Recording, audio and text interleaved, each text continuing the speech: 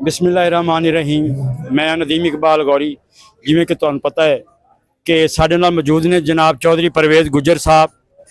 इन्होंने पहली ब्रांच बिस्मिल्ला होटल के नाम तो मित्रू तो शुरू की सी। उस तो बाद इन्होंने दूसरी ब्रांच दकोटा बनाई। अज तीसरी ब्रांच का इफ्तिताह हो रहा गड़ा मोड़ के विच। 100 वाला अड्डा, 100 वाला चौक, 100 वाला स्टाफ गड़ा मोड़। साडे नाल परवेज़ गुज्जर साहब मौजूद ने। असीं इन्हां कोल पुछदे हैं कि इन्हां दी कामयाबी का राज की है। गुज्जर साहब सानू ये दसो कि तुहाडी कामयाबी का राज की है। बिस्मिल्लाहिर्रहमानिर्रहीम। अल्हम्दुलिल्लाह, सब तो पहले अल्लाह ताला दा नहायत ही मैं शुक्रगुजार है माशाअल्लाह नाल जी। जिस तरीके गौरी साहब ने मेरा तारफ़ कराया है तो मैं एक छोटा जी branch Bismillah restaurant and barbecue मित्रू तो स्टार्ट लिया सीगा और जिदे तो बाद अल्हम्दुलिल्लाह सैकंड ब्रांच असी दकोटा दे विच लॉन्च की सी और अल्हम्दुलिल्लाह जनाब वो नहायत ही कामयाबी तो बाद असी इंशाल्लाह आज तीसरी ब्रांच का इफ्तिताह कर रहे हैं गड़ा मोड़।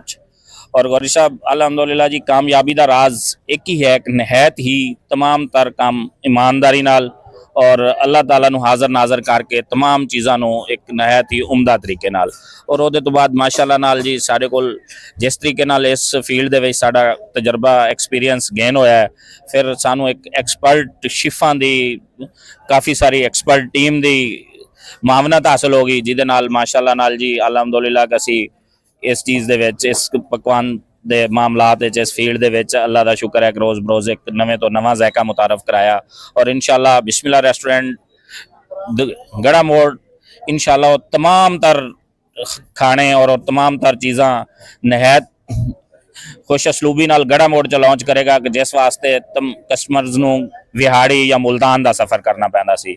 इंशाल्लाह जी इत्थे सब तो स्पैशल मटन सिजी है जी, चिकन सिजी है, दम पोख है, मटन रोश है, देसी है जी, स्पेशल शाही दाल है, चाइनीज़ राइस है। इंशाल्लाह तमाम तर वो वैरायटियां ने जी जिहड़ियां तकरीबन 90 आइटम का एक मैन्यू कार्ड है जिहड़ा माशाअल्लाह नाल जी साडा इस तो पहले दकोटा और गड़ा मोड़ दे विच मित्रू ब्रांच ते इंशाल्लाह चल रहा है और इंशाल्लाह इत्थे भी वो 90 आइटम का ही मेन्यू कार्ड इंशाल्लाह गड़ा मोड़ दे विच लॉन्च किया जाएगा और इंशाल्लाह तमाम तर आइटम आल दी टाइम मौजूद होंदे और इहदे विच माशाअल्लाह नाल जी तमाम तर अमले दी मावनत होंदी है। तमाम तर मेरे जनाब मोअज़्ज़ज़ मेरे नाल मेरे भाई मेरे ऑनर्स जिन्हां दी दिन रात तगो दो मेहनत इस तमाम तर कामयाबी दे पीछे जी इन्हां दा ही नहायत वर्क है कि जिन्हां ने इंशाल्लाह इस चीज़ नूं बहुत उमदा तरीके नाल और नहायत असलूबी नाल अता कीता। अच्छा, तुहाडे इत्थे जिहड़ा है बोर्ड उत्ते लिखिया है कि पक्की पकाई देगां भी लभणगीਆਂ, ਉਹਦਾ की तरीका कार?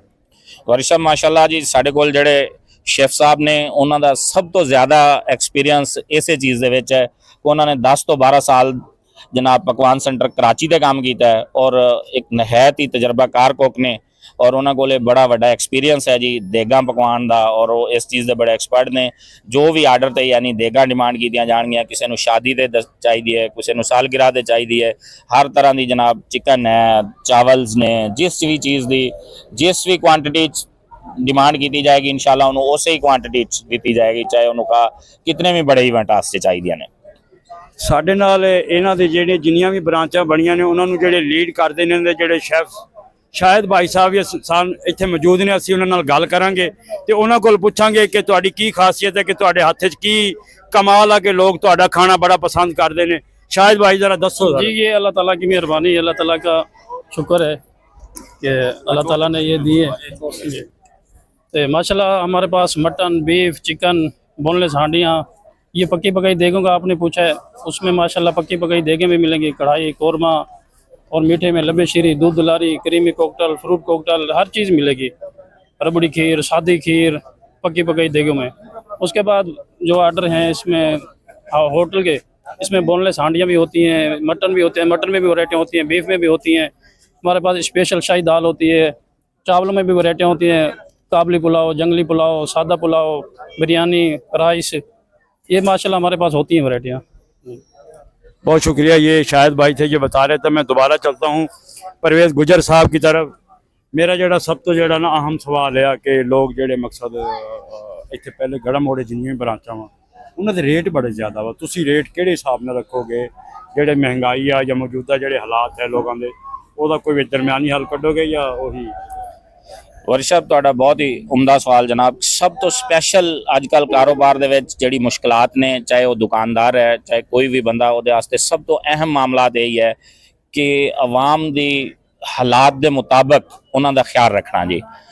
ਜੋ ਖਾਣਿਆਂ ਦੇ ਰੇਟ ਦਾएं ਬਾएं ਜਾਂ ਜਿਸ ਤਰੀਕੇ ਨਾਲ ਮਹਿੰਗਾਈ ਦੇ ਦੌਰ ਵਿੱਚ ਲੋਕਾਂ ਨੇ ਇਸ ਚੀਜ਼ ਨੂੰ ਕੀਤਾ ਹੈ, ਇਸ ਤੇ ਗੌਰੀ ਸਾਹਿਬ ਬਹੁਤ ਜ਼ਿਆਦਾ ਵਰਕ ਕੀਤਾ ਹੈ ਔਰ ਅਲਹਮਦੁਲਿਲਾ ਕਿ ਇਨਸ਼ਾਅੱਲਾ ਅਸੀਂ ਇਹਨੂੰ ਨਿਹਾਇਤ ਹੀ ਅੱਛੇ ਤਰੀਕੇ ਨਾਲ ਮੈਨੇਜ ਕਰ ਪਾਵਾਂਗੇ। ਉਹਦੀ ਵਜ੍ਹਾ ਹੈ ਕਿ ਸਾਡੇ ਕੋਲ ਹੁਣ ਅਲਹਮਦੁਲਿਲਾ ਤਮਾਮ ਤਰ ਚੀਜ਼ਾਂ ਨੂੰ ਸਟਾਕ 'ਚ ਖਰੀਦਣ ਦੀ ਸਲਾਹੀਅਤ ਆ ਗਈ ਹੈ, ਕਿਉਂਕਿ ਸਾਡੇ ਕੋਲ 3 ਬ੍ਰਾਂਚਾਂ ਨੇ ਮਾਸ਼ਾਅੱਲਾ। ਮਟਨ ਲਈ ਅਸੀਂ ਆਪਣਾ ਬੱਕਰਾ ਖਰੀਦ ਕੇ 3 ਬ੍ਰਾਂਚਾਂ ਤੇ ਡਿਸਟ੍ਰੀਬਿਊਟ ਕਰ ਲੈਨੇ ਆ, ਇਸ ਲਈ ਸਾਨੂੰ ਮਟਨ ਵੀ ਥੋੜਾ ਰਿਲੀਫ ਵਿੱਚ ਮਿਲੇਗਾ। ਇਸ ਲਈ ਚਿਕਨ ਦਾ ਹੈ, ਚਿਕਨ ਵਾਸਤੇ ਵੀ ਸਾਨੂੰ ਕਾਫੀ ਜ਼ਿਆਦਾ ਕੁਆਂਟੀਟੀ 'ਚ ਅਸੀਂ ਚਿਕਨ ਖਰੀਦਣਾ ਹੈ, ਇਸ ਲਈ ਅਸੀਂ ਬੜੇ ਵੱਡੇ ਸਟਾਕੀ ਨਾਲ ਇਸ ਤਰ੍ਹਾਂ ਦੀਆਂ ਚੀਜ਼ਾਂ ਨਾਲ ਇਨਸ਼ਾਅੱਲਾ ਤਮਾਮ ਤਰ ਚੀਜ਼ਾਂ ਜਿਤਨੀ ਵੀ ਰਿਲੀਫ ਅਸੀਂ ਇਸ ਚੀਜ਼ਾਂ ਤੇ ਇਨਸ਼ਾਅੱਲਾ ਲਵਾਂਗੇ ਔਰ ਸਾਡੀ ਹਤਲ ਵਿਸਾ ਕੋਸ਼ਿਸ਼ ਹੈ ਕਿ ਉਹ ਆਵਾਮ ਨੂੰ ਦਿੱਤਾ ਜਾ ਰਿਹਾ ਹੈ ਔਰ ਇਨਸ਼ਾਅੱਲਾ ਦਿੱਤਾ ਜਾਏਗਾ।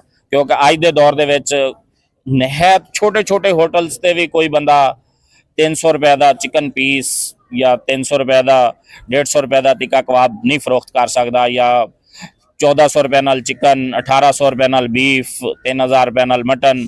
ਇਹ ਨਿਹਾਇਤ ਹੀ ਬਹੁਤ ਹੀ ਜ਼ਿਆਦਾ ਮੈਨੇਜ ਕਰਨ ਤੋਂ ਬਾਅਦ ਇਹ ਰੇਟ ਕੀਤੇ ਗਏ ਨੇ, ਜਿਹੜੇ ਇਨਸ਼ਾਅੱਲਾ ਕਿਸੇ ਵੀ ਜਗ੍ਹਾ ਤੇ ਕਿਸੇ ਵੀ ਕਸਟਮਰ ਨੂੰ ਦਸਤਿਆਬ ਨਹੀਂ ਹੋਣਗੇ। ਔਰ ਫਿਰ ਇਤਨੇ ਕਮ ਰੇਟ ਹੋਣ ਦੇ ਬਾਵਜੂਦ ਅਲਹਮਦੁਲਿਲਾ ਕਿ ਜੋ ਸਾਡੀ ਕੁਆਲਿਟੀ ਹੈ ਉਹਦਾ ਇੱਕ ਅਲਹਮਦੁਲਿਲਾ ਕਿ ਬਹੁਤ ਆਲਾ ਹੋਟਲਾਂ ਨਾਲ ਅਸੀਂ ਮੁਕਾਬਲਾ ਕਰ ਸਕਦੇ ਹਾਂ ਕਿ ਸਾਡੇ ਖਾਣੇ ਬਹੁਤ ਹੀ ਲਜ਼ੀਜ਼ ਹੁੰਦੇ ਨੇ ਔਰ ਬਹੁਤ ਹੀ ਅੱਛੇ ਘੀ ਦੇ ਵਿੱਚ ਅਸੀਂ ਇਹਨਾਂ ਨੂੰ ਬਣਾਉਂਦੇ ਹਾਂ ਜਨਾਬ। तमाम तर चीज़ों ਨੂੰ बिल्कुल कुदरती चीज़ों के करीब तरीन रख के जनाब इन्हों तैयार किया जाता है, ताकि किसी भी चीज़ के कोई ऐसा मुजरे सेहत या कोई ऐसा मामला ना आए कि जोड़ा किसी लिए है। इंशाअल्लाह खाने के हर बुनियादी असूल ਨੂੰ मद्देनज़र रखा जाता है और उस तो बाद जनाब खाना तैयार किया जाता और रेटा भी इंशाअल्लाह सब तो ज़्यादा फोकस साडा यही होएगा कि कम तो कम मार्जन साढ़े वास्ते होवे, असी यानी बहुत कम मुनाफे ते इंशाअल्लाह गुजारा करांगे और आवाम ਨੂੰ ਇਸ ਤੇ रिलीफ दिता जाएगा।